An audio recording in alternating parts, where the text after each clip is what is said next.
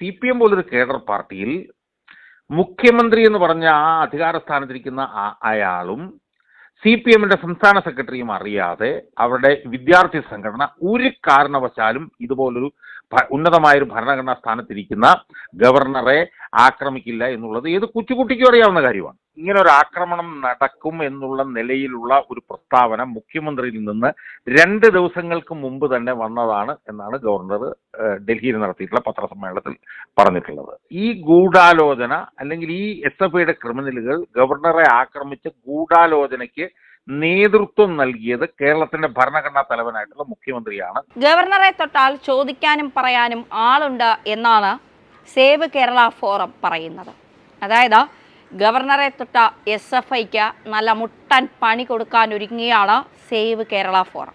ഗവർണറെ തൊട്ട SFIക്ക് എതിരെയല്ല save Kerala forum രംഗത്തിറങ്ങുന്നത്. മുഖ്യമന്ത്രിക്കും മരുമകനും ഒക്കെ എതിരെയാണ് സേവ് കേരള ഫോറം DGPക്ക് പരാതി നൽകിയിരിക്കുന്നത്. എന്തായാലും സേവ് കേരള ഫോറം സംസ്ഥാന സെക്രട്ടറി KM ഷാജഹാൻ ഇതുമായി ബന്ധപ്പെട്ട മലയാളി വാർത്തയോട് പറഞ്ഞ കാര്യങ്ങൾ ഞങ്ങൾ പ്രേക്ഷകരുടെ മുന്നിലേക്ക് എത്തിക്കും. ഈ കഴിഞ്ഞ ദിവസം SFI വിദ്യാർത്ഥികളുടെ നേതൃത്വത്തിൽ കേരള ഗവർണറെ 3 സ്ഥലങ്ങളിൽ വെച്ച് ആക്രമിച്ചിരുന്നു. അതിൻ്റെ ങ്ങളൊക്കെ നമ്മൾ ദൃശ്യമാധ്യമങ്ങളിലൊക്കെ കണ്ടതാണ്. അപ്പൊ ഈ പശ്ചാത്തലത്തിൽ നിന്നല്ല, ഈ ആക്രമണം നടന്നതിനെ തുടർന്ന് ഗവർണർ പ്രതികരിച്ചത് മുഖ്യമന്ത്രിയുടെ ഒത്താശയോടുകൂടിയാണ് ഈ ആക്രമണം നടന്നത് എന്നുള്ളതാണ്. ഈ ക്രിമിനൽ പ്രവർത്തനം മുഖ്യമന്ത്രിയുടെ ഒത്താശയോടുകൂടി നടന്നു എന്നാണ് കേരള ഗവർണർ പ്രതികരിച്ചിട്ടുള്ളത്. രണ്ടാമത്തെ ഒരു പ്രധാനപ്പെട്ട പ്രശ്നം എന്ന് വെച്ച് കഴിഞ്ഞാൽ കേരളത്തിലെ CPMന്റെ സംസ്ഥാന സെക്രട്ടറിയും ഈ SFI നേതാക്കൾക്ക്, ഈ ആക്രമണം നടത്തിയ SFI നേതാക്കളെ പിന്തുണച്ചുകൊണ്ട് രംഗത്ത് വന്നിരുന്നു. അതോടൊപ്പം തന്നെ പൊതുമരാമത്ത് ടൂറിസം വകുപ്പ് മന്ത്രി SFI ഈ ആക്രമണം നടത്തിയ SFI വിദ്യാർത്ഥികൾക്ക് ഒരു ഷേക്ക് ഹാൻഡ് നൽകേണ്ടതാണ് എന്നും പറഞ്ഞും രംഗത്ത് വന്നിരുന്നു. അപ്പൊ ഈ പശ്ചാത്തലത്തിൽ തന്നെ ഈ SFI വിദ്യാർത്ഥികൾ ആക്രമിച്ചത് മുഖ്യമന്ത്രി നടത്തിയ ഗൂഢാലോചനയുടെ ഭാഗമായിരുന്നു എന്നുള്ള ആ വിഷയത്തിലും ഈ ആക്രമിച്ച വിദ്യാർത്ഥികളെ CPMന്റെ സംസ്ഥാന സെക്രട്ടറി പിന്തുണച്ച പശ്ചാത്തലത്തിലും ഈ ആക്രമിച്ച വിദ്യാർത്ഥികൾക്ക് ഒരു ഷേക്ക് ഹാൻഡ് നൽകേണ്ടതാണ് എന്ന PM മുഹമ്മദ് റിയാസിന്റെ പ്രസ്താവനയുടെ പശ്ചാത്തലത്തിലും മുഖ്യമന്ത്രിയെ 1-ാം പ്രതിയും മുഹമ്മദ് റിയാസിനെ MB ഗോവിന്ദൻ മാസ്റ്റർ 2-ാം പ്രതിയും മുഹമ്മദ് റിയാസിനെ 3-ാം പ്രതിയും SFIയുടെ സംസ്ഥാന സെക്രട്ടറി PM ആർഷോയെ 4-ാം പ്രതിയുമാക്കി ഇന്ത്യൻ പീനൽ കോഡിലെ സെക്ഷൻ 124 എന്ന വകുപ്പ് ചുമത്തിക്കൊണ്ട് അവർക്കെതിരെ അവർ 4 പേരും കുറ്റകൃത്യത്തിൽ പങ്കാളികളാണ് എന്നുള്ള ഒരു അതിന്റെ അടിസ്ഥാനത്തിൽ IPCയിലെ സെക്ഷൻ 124 പ്രകാരം ഇവർക്കെതിരെ കേസെടുക്കണം എന്നാണ് സേവ് കേരള ഫോറത്തിന്റെ ജനറൽ സെക്രട്ടറി എന്നുള്ള നിലയിൽ സേവ് കേരള ഫോറത്തിന് വേണ്ടി ഞാൻ DGPക്ക് പരാതി നൽകിയിട്ടുള്ളത്. ഗവർണർക്കെതിരെ SFIയുടെ ക്രിമിനലുകൾ നടത്തുന്ന ആക്രമണമെല്ലാം നമ്മൾ ദൃശ്യങ്ങളിൽ കണ്ടതാണ്.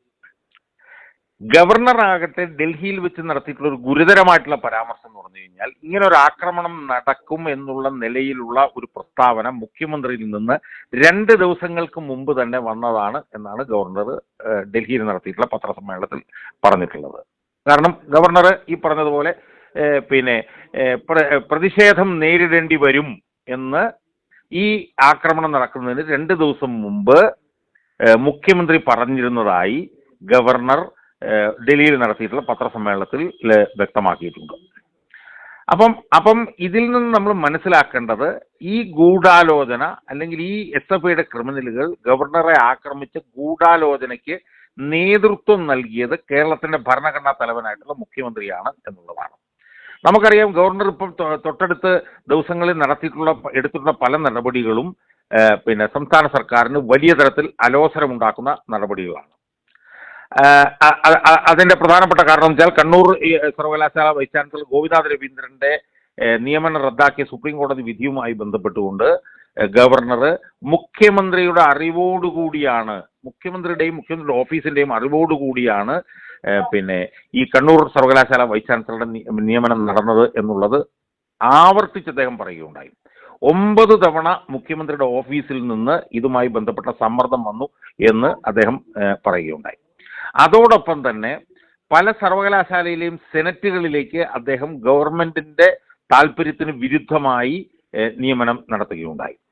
അതുപോലെ തന്നെ 9 സർവകലാശാലകളിൽ വൈസ് ചാൻസലറെ നിയമിക്കുന്നതിന് ആവശ്യമായിട്ടുള്ള നടപടിക്രമങ്ങൾ അദ്ദേഹം ആരംഭിക്കുകയുണ്ടായി. ഇതൊക്കെ ഗവൺമെന്റിനെ വലിയ തോതിൽ അലോസരപ്പെടുത്തുന്ന തീരുമാനങ്ങളായിരുന്നു. കാരണം 9 സർവകലാശാലകളിലും ഗവർണർ വൈസ് ചാൻസലറെ നിയമിച്ചു കഴിഞ്ഞാൽ 9 സർവകലാശാലകളിലും ഗവൺമെന്റിന് പിന്നെ അവരുടെ സ്വാർത്ഥ താല്പര്യത്തിനനുസരിച്ച് നടപടികൾ നടക്കാൻ പറ്റാതെ പോകും.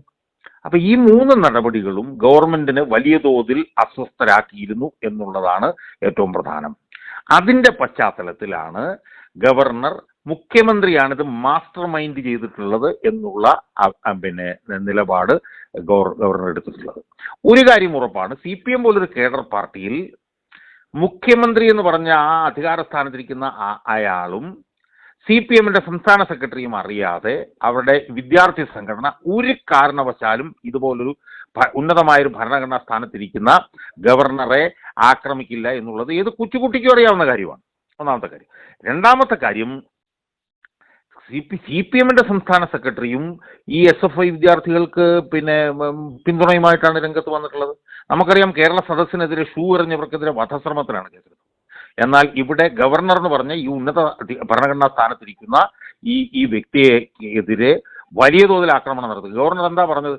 ഗവർണർ എന്തിനാണ് പുറത്തേക്ക് ഇറങ്ങി വന്നത് എന്നാണ് നിയമമന്ത്രി ചോദിച്ചത്. ഗവർണർ അതിന് നൽകിയ മറുപടി എന്താണ്? ഞങ്ങൾ അകത്താണ് ഇരുന്നിരുന്നതെങ്കിൽ ഈ ചില്ലിനിട്ട് SFIക്കാർ ഇടിക്കുമ്പോൾ ചില്ല് പൊട്ടുകയും ഞങ്ങൾ അകത്തിരുന്ന 2 പേരും ഞങ്ങൾ പരിക്കേൽക്കുകയും ചെയ്യുമായിരുന്നു. ആ പരിക്കേൽക്കുന്നത് തടയുന്നതിന് വേണ്ടിയിട്ടാണ് ഞങ്ങൾ പുറത്തിറങ്ങിയത് എന്നാണ് ഗവർണർ പറഞ്ഞത്. അപ്പം ഇത് മാസ്റ്റർ മൈൻഡ് ചെയ്തിട്ടുള്ള പിന്നെ മുഖ്യമന്ത്രി 1-ാം പ്രതി ആയിരിക്കണം. 2, ഈ SFI വിദ്യാർത്ഥികൾക്ക് പിന്തുണ നൽകിയ CPMന്റെ സംസ്ഥാന സെക്രട്ടറി MB ഗോവിന്ദൻ ഇതിനകത്ത് 2-ാം പ്രതി ആയിരിക്കണം. മൂന്നാമത്തത് എന്താണ്? ഈ വിദ്യാർത്ഥികൾക്ക് ഒരു ഷെയ്ക്ക് ഹാൻഡ് കൊടുക്കേണ്ടതാണ് എന്ന് PA മുഹമ്മദ് റിയാസ് പറഞ്ഞിരിക്കുന്നു. അദ്ദേഹം 3-ാം പ്രതി ആയിരിക്കണം. അതുപോലെ തന്നെ ഗവർണർക്കെതിരായിട്ടുള്ള സമരവുമായി തങ്ങൾ മുന്നോട്ട് പോകുമെന്ന് പറഞ്ഞ SFIയുടെ സംസ്ഥാന സെക്രട്ടറി PM ആഷോ, അദ്ദേഹം 4-ാം പ്രതിയായിരിക്കും. ഈ 4 പേരെയും പ്രതികളാക്കിക്കൊണ്ട് IPCയുടെ 124 എന്ന് പറഞ്ഞ വകുപ്പ് ചുമത്തിക്കൊണ്ട് ഈ 4 പേർക്കെതിരെയും കേസെടുക്കണം എന്നുള്ള ആവശ്യമാണ് സേവ് കേരള ഫോറം കേരളത്തിലെ DGPയുടെ മുന്നിൽ ഇപ്പോൾ ഒരു കത്തിലൂടെ ആവശ്യപ്പെട്ടിട്ടുള്ളത്.